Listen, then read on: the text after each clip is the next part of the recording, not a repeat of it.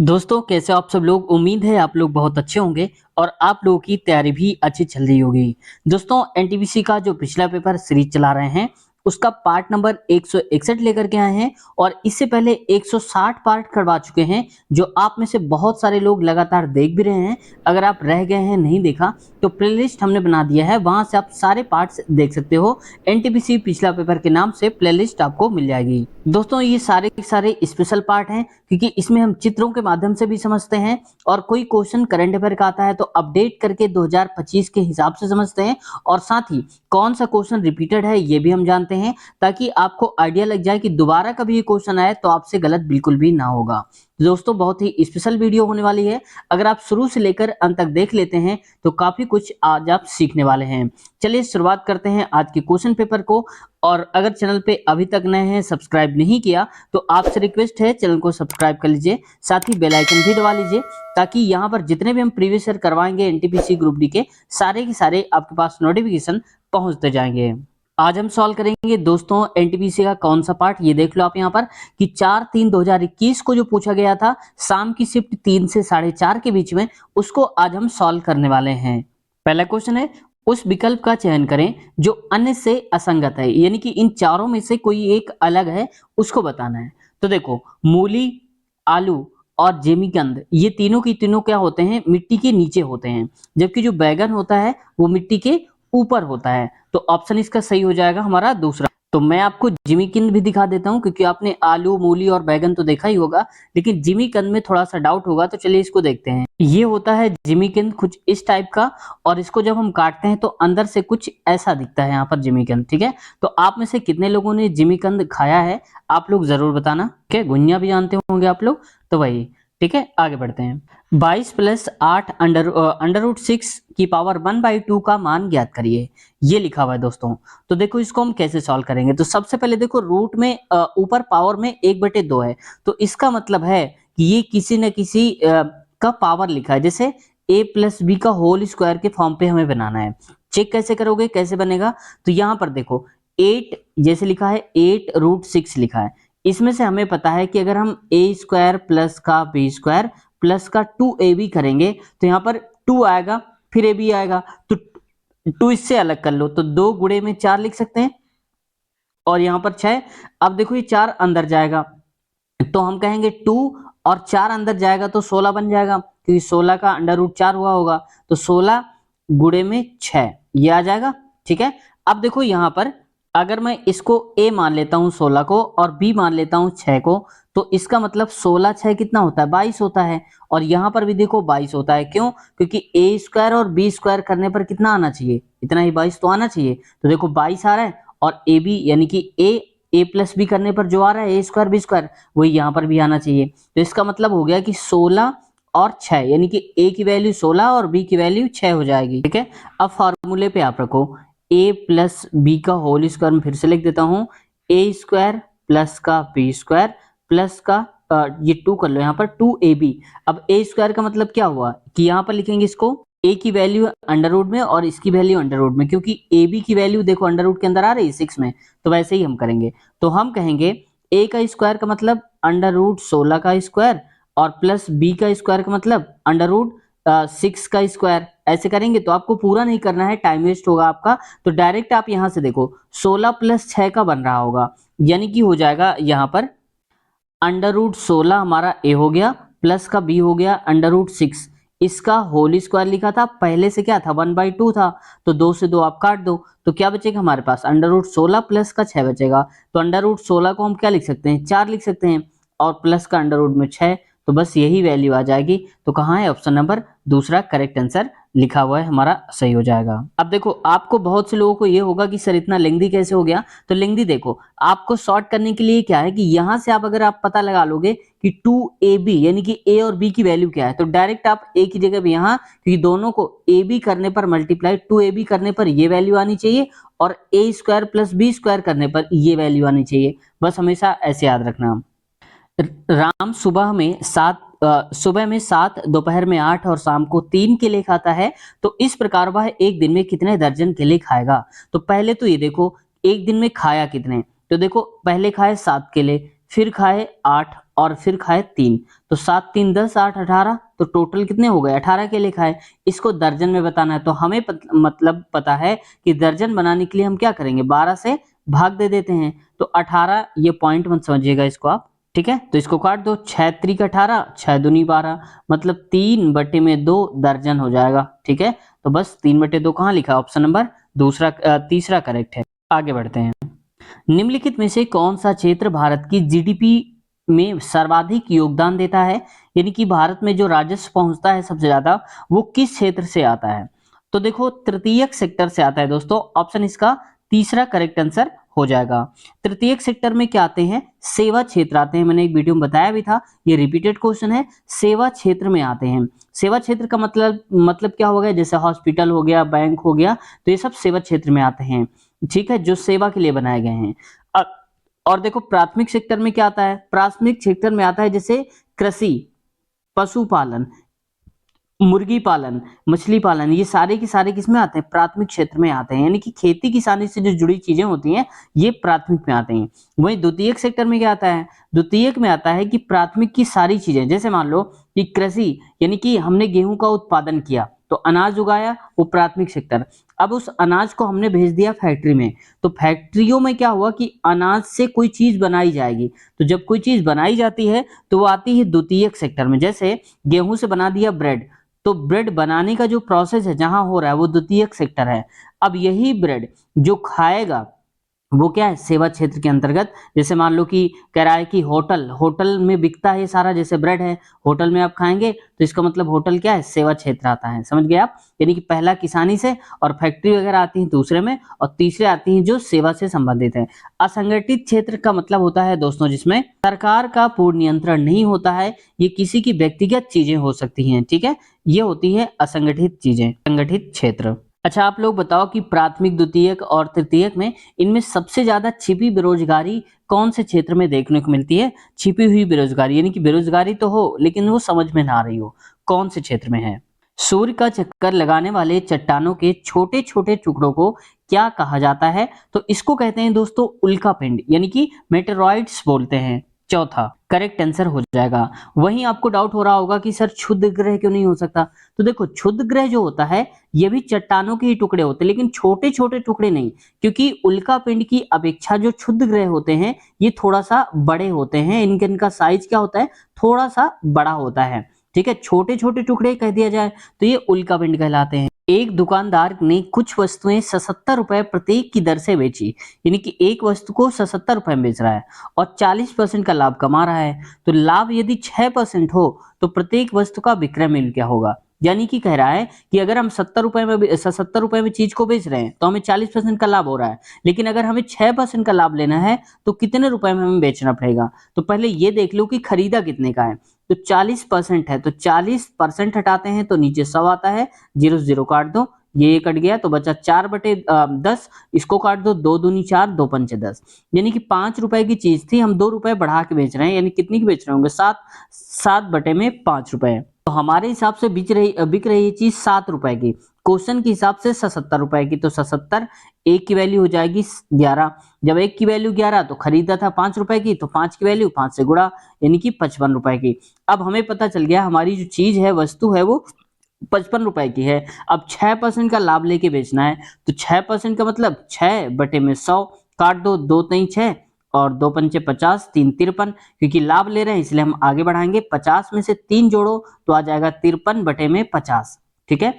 अब क्या हो रहा है कि हमारी वस्तु थी 55 रुपए की और क्वेश्चन में था 50 रुपए की, तो 55 के बराबर, तो एक की वैल्यू निकालनी है तो हो जाएगा 55/50 में, डायरेक्ट ऐसे कर दे रहा हूं।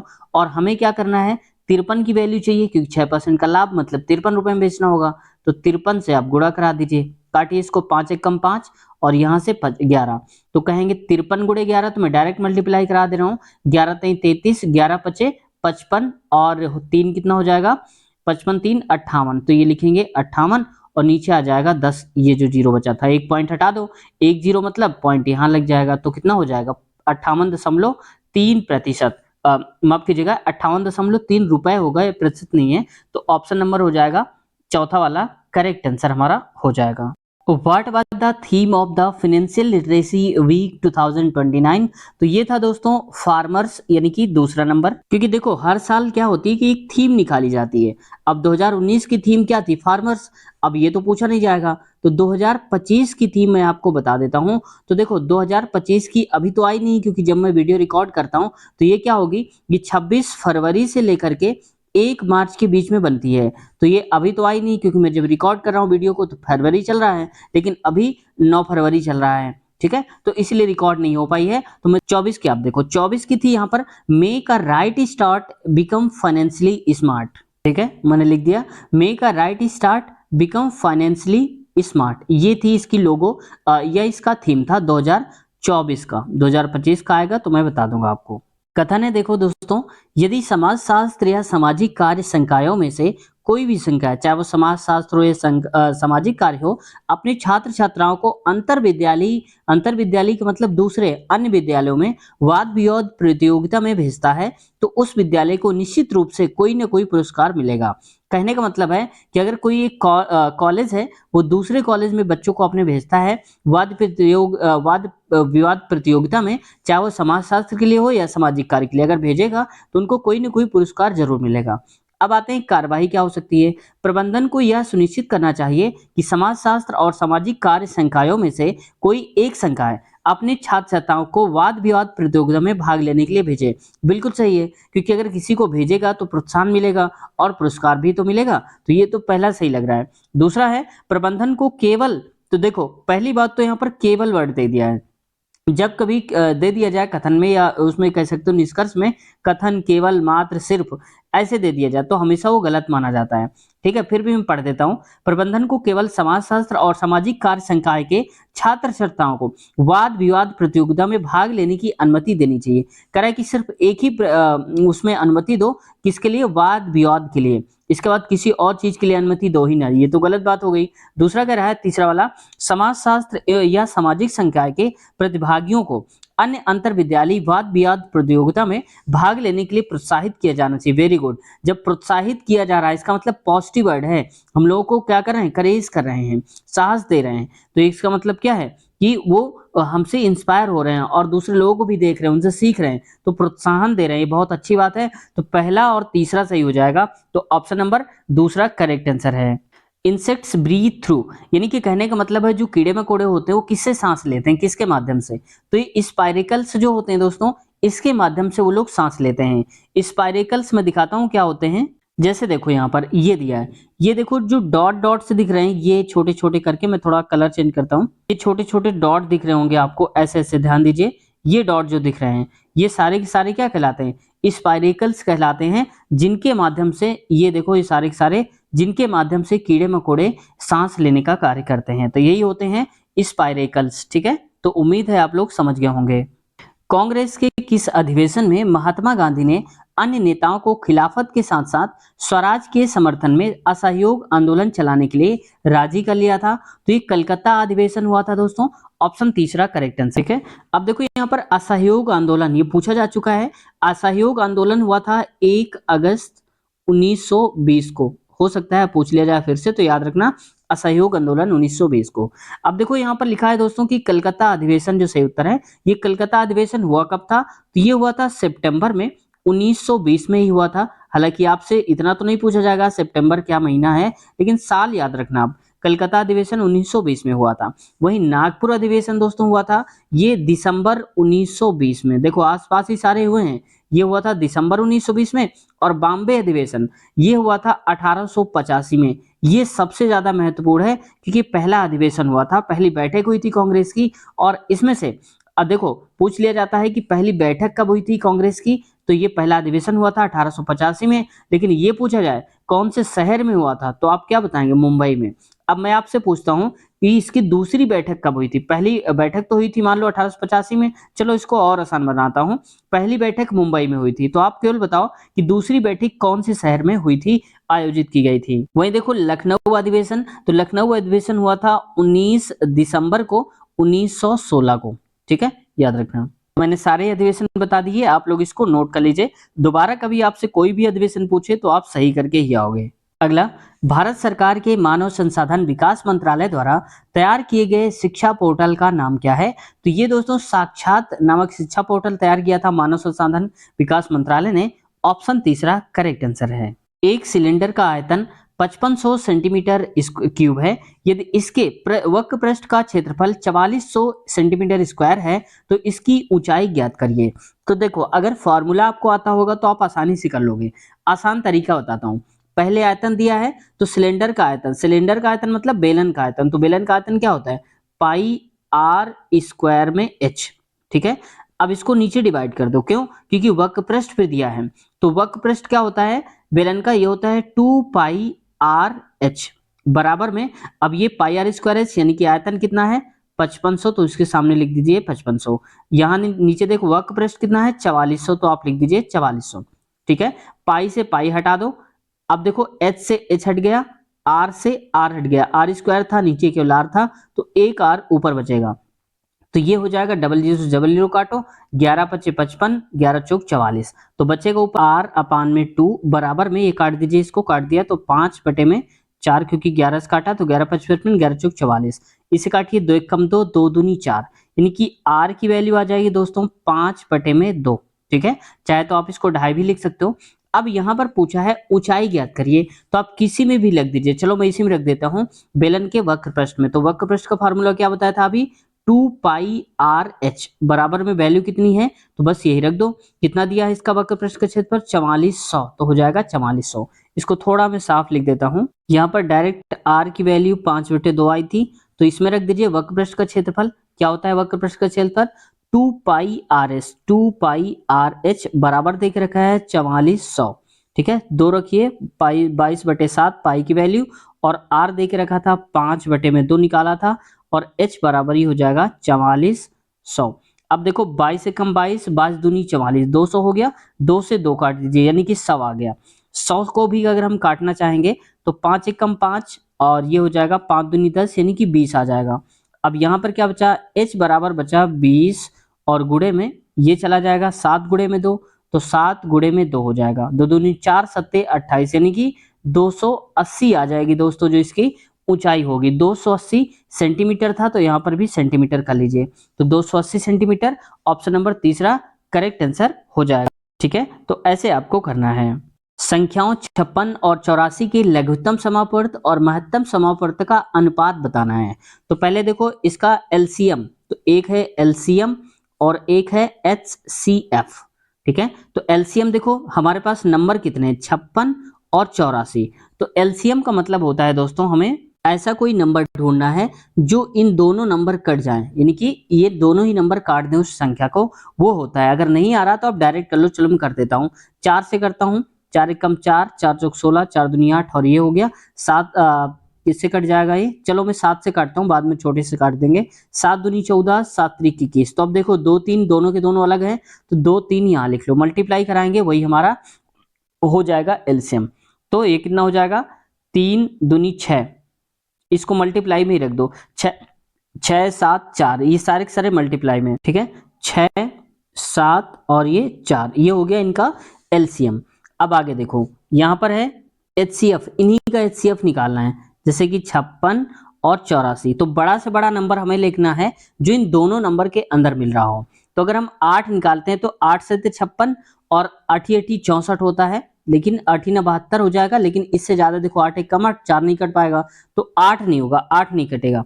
और बड़ा नंबर लो, मैं यहाँ पर लेता हूँ 28, तो यहाँ 28 से कट जाएगा, ये भी 28 से कट जाएगा, क्योंकि 28 दूनी 56 होता है, ये हो जाएगा। और 28 त्रिका, तो ये हो जाएगा 3। समझ में आया? तो इसका मतलब हो जाएगा कि 28 हमारा एचसीएफ है, 28। अब दोनों का अनुपात बताना था, 7 एक कम 7, 7 चौक 28, 4 से 4 काट दो, तो 6 अनुपाते में इधर 1 बचा, तो ये हो जाएगा आंसर। ठीक है, एलसीएम एचसीएफ का 6 अनुपात 1, तो ऑप्शन नंबर तीसरा करेक्ट आंसर हो जाएगा। आगे बढ़ते हैं नेक्स्ट क्वेश्चन। अगला, x is greater than to 0 है, तो x plus 1 upon x plus 1 और 1 plus 1 upon x plus 2 x plus 3 x plus 4 ऐसे दिया है, इसका मान ज्ञात करना है। तो जरा ध्यान से देखो, इसमें पूरा सॉल्व नहीं करना आपको, बहुत कम समय में आप कर लोगे, लेकिन थोड़ा लॉजिक समझो। अब देखो एक एक बढ़ रहा है, यहाँ से x प्लस 1 था, अब x प्लस 2 हो गया, फिर 3 4 ऐसे बढ़ रहा है, और यहाँ सब में एक एक कॉमन है। तो पहले आप इसको सॉल्व कर लो, ठीक है, तो देखो ये 1 प्लस 1/x+1 है। अगर मैं इसके नीचे 1 मानूंगा तो x+1 नीचे आ जाएगा, इसका मल्टीप्लाई इधर हो जाएगा तो x+1 तो रहेगा ही, प्लस ये इधर चला जाएगा तो 1 आ जाएगा। मतलब हम इसको क्या लिख सकते हैं, x प्लस और 1 1 2 और नीचे x प्लस का 1। बात समझ में आ रही है? तो x+2 और x+1 आ गया यहाँ पर, तो इसकी जगह पे हम लिख सकते हैं x प्लस, मैं पूरा हटा देता हूँ ये वाला, केवल इतना रखता हूँ। ठीक है, अब समझाने के लिए मैं आपको एक और सॉल्व कर देता हूँ ये वाला। तो ये कितना हो जाएगा, x+2 इधर जाएगा और +1 हो जाएगा तो x प्लस का 3 हो जाएगा और नीचे x प्लस का 2 बचेगा। अब जरा ध्यान से देखो यहाँ हो क्या रहा है, यहाँ जो x+1 है उसमें से एक हम जोड़ दे रहे हैं तो x+2 बन जा रहा है, लेकिन नीचे वाला वही रहता है। यहाँ x+2 नीचे सेम है और x+2 में से एक जोड़ा तो x+3 हो गया, ऐसे ही बढ़ता बढ़ता चला जाएगा। ठीक है, और गुणा लगाए सब में, तो लास्ट वाला क्या हो जाएगा, ये हो जाएगा x प्लस का 5 और नीचे आ जाएगा x प्लस का 4। अब जरा ध्यान से देखो, यहाँ पर ये कट जाएगा, फिर इसके नीचे यहाँ कहीं पर 3 आएगा तो ये इससे कट जाएगा, मतलब स्टार्टिंग का नीचे वाला बचेगा और लास्ट वाले का ऊपर वाला बचेगा। ठीक है, तो ये हो जाएगा ऊपर वाला x प्लस का 1 और नीचे आ जाएगा x प्लस का x+5 था ऊपर और x+1 नीचे, ये आंसर आ जाएगा दोस्तों। तो ऑप्शन नंबर कहाँ है, चौथा वाला हमारा करेक्ट आंसर हो जाएगा। नहीं समझ में आया आपको तो पूरा आप सॉल्व कर लेना, फिर देखना कट जाएगा और कटने के बाद यही बचेगा लास्ट में। तो ऑप्शन चौथा करेक्ट आंसर। भौतिक भूगोल की कौन सी शाखा स्थलाकृतियों, उनकी उत्पत्ति एवं संबंधित प्रक्रियाओं के अध्ययन के लिए समर्पित है? तो ये है दोस्तों भू आकृति विज्ञान, यानी कि इसको हम बोलते हैं जियोमॉर्फोलॉजी। ऑप्शन नंबर चौथा ही करेक्ट आंसर हो जाएगा। देखो ये क्वेश्चन थोड़ा अलग टाइप का दिख रहा होगा, अलग टाइप का मतलब है कि ये गलत है। देखो गलत के लिए देखो लिख के आया है, for this question discrepancies found in the question answer, ऐसा। तो जब कभी डिस्क्रिपेंसी पाई जाती है, यानी कि कोई गलती मिस्टेक पाई जाती है, तो वो क्वेश्चन ही इग्नोर कर दिया जाता है, उसको काउंट ही नहीं किया जाता और उसके सभी को बोनस मार्क्स मिलते हैं। चाहे आपने इस क्वेश्चन को छोड़ दिया हो तो भी आपको नंबर मिलेंगे और किया है तो भी आपको नंबर मिलेंगे, क्योंकि क्वेश्चन की गलती वो ही मानते हैं जो क्वेश्चन बनाते हैं कि हमने भाई गलती किया था इसलिए सबका सही माना जाएगा, ऐसा होता है। ठीक है, तो कई कई शिफ्ट में तो 5 से 6 क्वेश्चन गलत देखने को मिल जाते हैं, तो ऐसे ऐसे भी होते हैं। लेकिन शिफ्ट जिस शिफ्ट में आया होगा, जैसे मान लो मैंने करवाया था, आपकी दिखाया था ना आपको कि शाम वाली शिफ्ट है, तो शाम वाली शिफ्ट में जितने बच्चे रहे होंगे इस पेपर करने वाले, उन सभी को नंबर मिला होगा इस क्वेश्चन का। ठीक है, तो आगे बढ़ते हैं, ये गलत ही है। भारतीय संविधान में शामिल स्वतंत्रता, समानता एवं बंधुत्व का सिद्धांत किस देश के संविधान से लिया गया है? तो ये फ्रांस के संविधान से दोस्तों, ऑप्शन इसका चौथा। ठीक है, करेक्ट आंसर है। अब देखो आयरलैंड के संविधान से हमने क्या लिया है, ये लिया है राज्य के नीति निर्देशक तत्व लिए हैं। ठीक है, और वहीं पर दूसरा यानी कि संयुक्त राज्य अमेरिका से हमने क्या लिया है, तो ये लिया है दोस्तों मौलिक अधिकार। ठीक है, जैसे महाभियोग वगैरह ये सारे हमने कहाँ से लिए हैं, वहीं से लिए हैं, मौलिक अधिकार अमेरिका से ही। और ब्रिटेन के संविधान से हमने क्या लिया है, ये इंपॉर्टेंट है, इसमें से एकल नागरिकता की जो बात करी जा रही है कि लोगों को एक ही जगह की नागरिकता मिलेगी, ये हमने यहीं से लिया है, कहाँ से, ब्रिटेन से ही लिया है। और कानूनी शासन, किस तरह से कानून को चलाया जाएगा, पालन कराया जाएगा, वो भी यहीं से लिया गया है, ब्रिटेन से ही। फ्रांस के संविधान से हमने बता ही दिया, स्वतंत्रता, समानता एवं बंधुत्व लिया गया है। आप इन सभी को नोट कर लीजिए, हो सकता है इस बार फ्रांस ना पूछकर कोई और पूछ ले, आयरलैंड या ब्रिटेन, कुछ भी पूछ सकता है, तो आप सारे तैयार कर लो। ठीक है, इसलिए मैंने सारे बता दिए। ए और बी ने क्रमशः 20,000 और 16,000 का निवेश करके एक साझेदारी की, यानी कि ए ने 20,000 लगाए हैं और बी ने 16,000 लगाए, दोनों ने पार्टनरशिप में कुछ खोला, मान लो दुकान खोली है, कुछ भी करा, तो 3 माह के बाद, जब 3 महीने हो गए इनकी दुकान को खोले हुए, तो 3 महीने बाद भाई सी ने देखा, क्या बोला कि भाई मुझे भी शामिल कर लो, और वो 15,000 रुपए का निवेश करके 15,000 उसने लगा दिए सी ने, और वो भी साझेदारी में शामिल हो जाता है। तो 4350 रुपए के छमाही लाभ में बी का हिस्सा बताओ। तो 6 महीने बाद लाभ हुआ 4350 का, तो तीनों बांटेंगे, ए बी सी अलग अलग, तो बताना है कि बी को कितने रुपए मिलेंगे। चलो देख लेते हैं। तो ए, बी और सी, तो बी ने कितने लगाए थे, 20,000 रुपए लगाए थे, 20,000, और इसने लगाए थे 16,000 रुपए। फिर कितने महीने के लिए, 6 माह बाद हिसाब हो रहा है, तो 6 महीने ये लगाए रहा होगा पैसे, 6 महीने ये। लेकिन हुआ क्या कि सी ने 3 महीने बाद आया था ना, तो इसके 3 ही महीने लास्ट के बचे होंगे, इसका मतलब 15,000 रुपए लेके आया था, और कितना, 3 महीने के लिए। तो देखो 3 जीरो से 3 जीरो से 3 जीरो, जो आप काटोगे तीनों से काटोगे, 3 एक कम, 3 दूनी और 3 दूनी, ऐसे करना है। समझ में आई ये बात? तो यहां से देखो ये हो जाएगा 20 दूनी 40, अनुपात, और इसका हो जाएगा 16 दूनी 32 और इसका हो जाएगा 15, तो ये हो जाएगा 15। अब कोई कटेगा नहीं, तो ए को 40 रुपए मिलेंगे, तो बी को 32 और सी को 15, क्योंकि जिसने ज्यादा पैसे लगाए होंगे उसको ज्यादा अनुपात मिलेगा।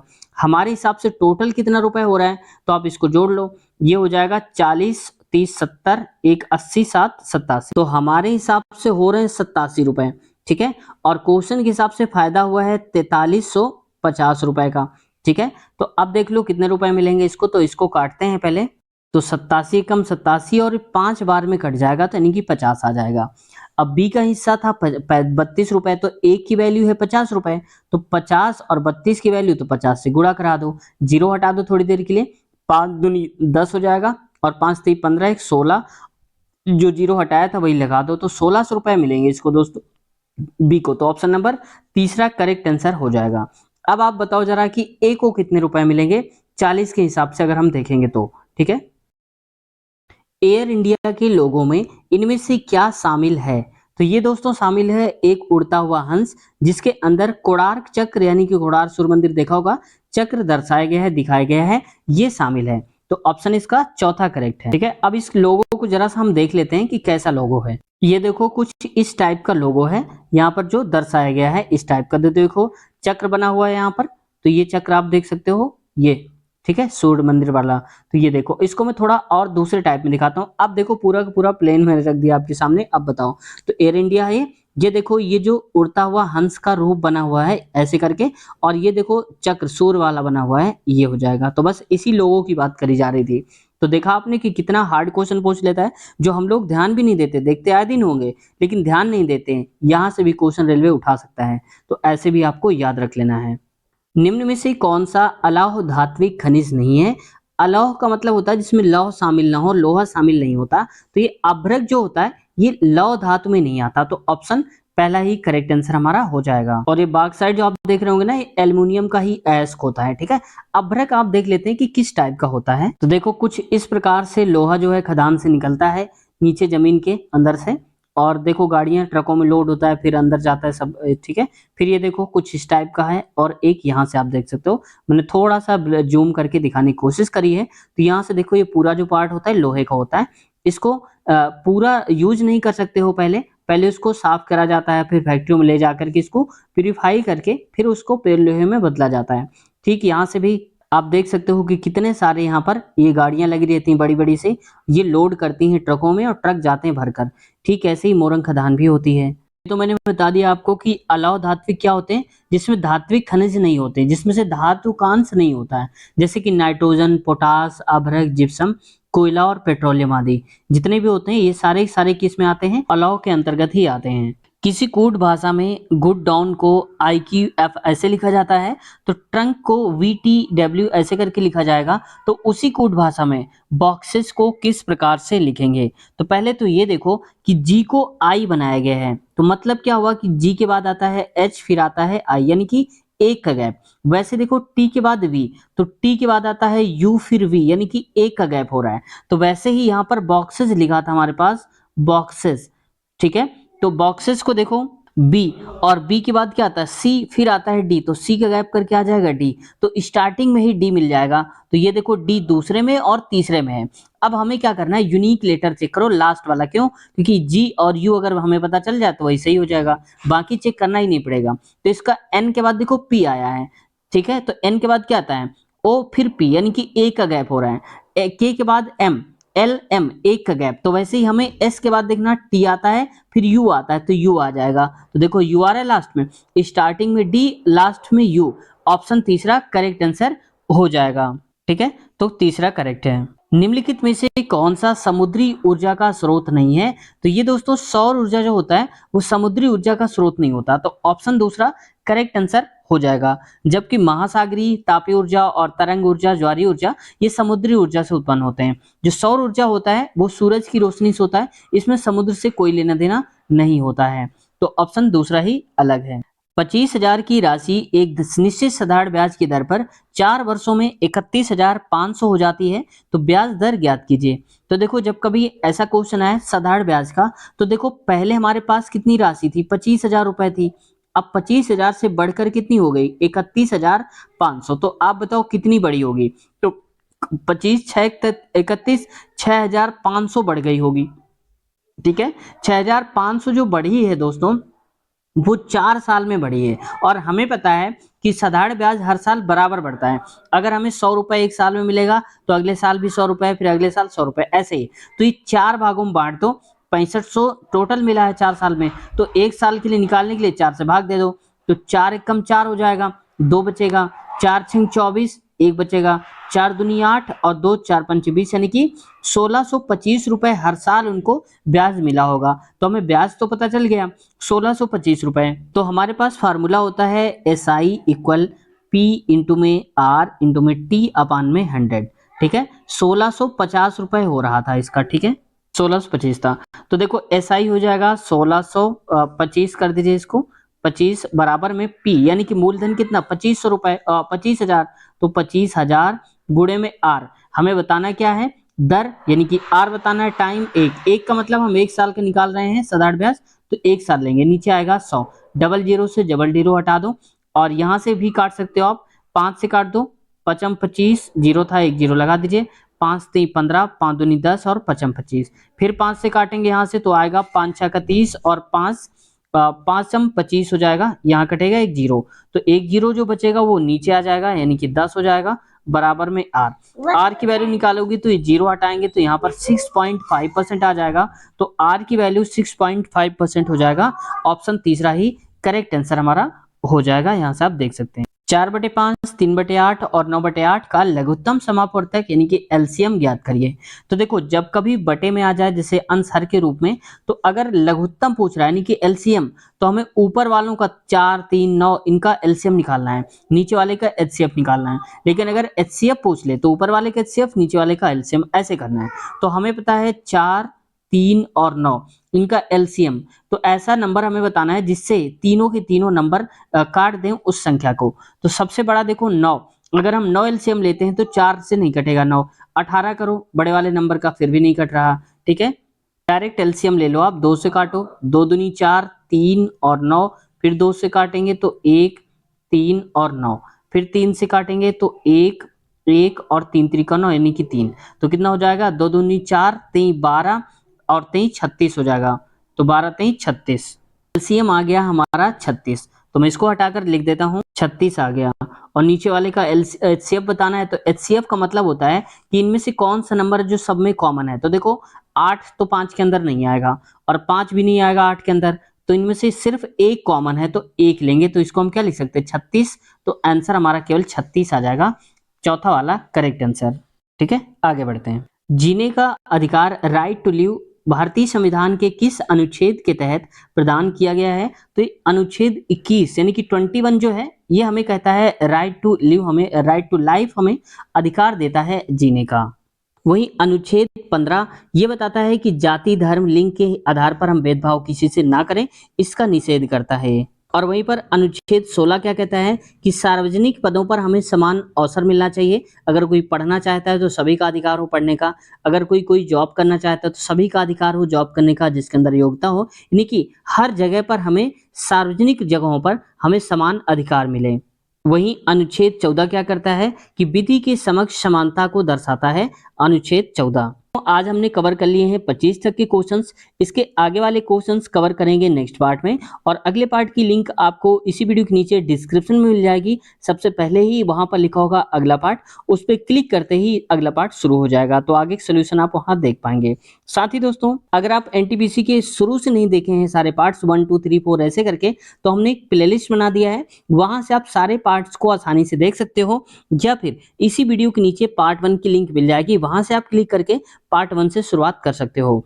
और अगर पार्ट 1 पार्ट 2 3 कोई भी पार्ट आप देख रहे हैं हमारे चैनल पर, तो अगले पार्ट के लिए आपको कहीं जाने की जरूरत नहीं है, जिस पार्ट को आप देख रहे हो उसी के नीचे डिस्क्रिप्शन में देख लिया करो, लिखा होगा अगला पार्ट, उस पर क्लिक करके आप अगला पार्ट देख पाएंगे। फिर उसके आगे वाले में फिर डिस्क्रिप्शन में लिंक होगी, तो सारे पार्ट्स की अगले वाले की लिंक डिस्क्रिप्शन में मिल जाएगी, वहां से आप आगे आगे वाले पार्ट्स देखते चले जाएंगे। ठीक है, तो ये आसानी के लिए हमने आपके लिए बना दिया है। साथ ही दोस्तों ग्रुप डी की तैयारी के लिए हमने बहुत सारे प्रीवियस ईयर करवा दिए हैं, लगातार सीरीज भी चला रहे हैं उसकी, तो अगर आपने नहीं देखा तो प्लेलिस्ट देख लीजिएगा, नई प्लेलिस्ट हमने बना दिया है ग्रुप डी पिछला पेपर, वहां से आप देख सकते हो, या फिर इसी वीडियो के नीचे पार्ट 1 की लिंक मिल जाएगी, वहां से भी आप आसानी से देख सकते हो। दोस्तों आज की वीडियो कैसी लगी कमेंट सेक्शन में जरूर बताइएगा। किसी भी प्रकार का कोई क्वेश्चन है, डाउट है, तो आप लोग कमेंट करिए, आपको रिप्लाई देने की हम पूरी कोशिश करेंगे। तो दोस्तों अगर चैनल पे अभी तक नए हैं, सब्सक्राइब नहीं किया, तो आपसे रिक्वेस्ट है चैनल को सब्सक्राइब कर लीजिए, साथ ही बेल आइकन भी दबा लीजिए, ताकि जब भी हमारी वीडियो आए आपके पास नोटिफिकेशन पहुंच जाए और आप वीडियो को सबसे पहले देख पाएं। तो डिस्क्रिप्शन में लिंक है अगले पार्ट की, क्लिक करिए। मिलते हैं अगले पार्ट में, अपना ख्याल रखिए, टेक केयर, बाय बाय।